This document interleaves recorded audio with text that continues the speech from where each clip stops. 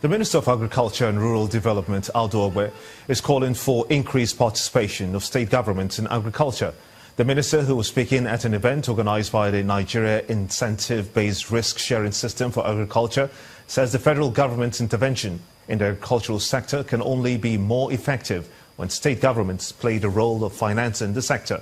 But he says that the federal government plans to remove all forms of hindrances to financing agriculture across the country. It's the first in the series of meetings organized by the Nigeria Incentive-Based Risk-Sharing System for Agriculture, Nirsal, and the National Association of Chambers of Commerce, Mines and Agriculture to proffer solutions on agro-businesses. The forum brought together members of the private sector, captains of industries and government officials.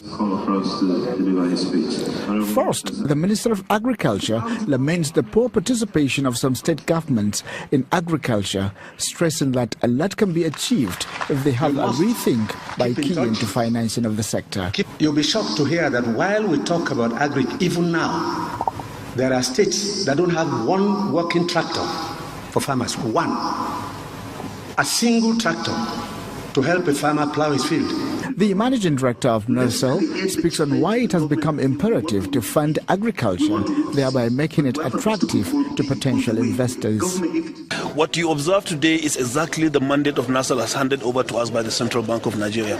How do you get actors in the value chain from primary production all the way through processing to wholesale and retail and export and domestic market? How do you create a handshake between them?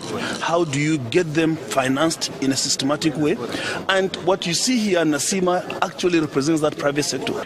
Officials of the Nigeria Incentive-Based Risk-Sharing System for Agriculture will be collaborating with the National Association of Commerce, Mines and Agriculture to remove bottlenecks often encountered in doing agribusiness.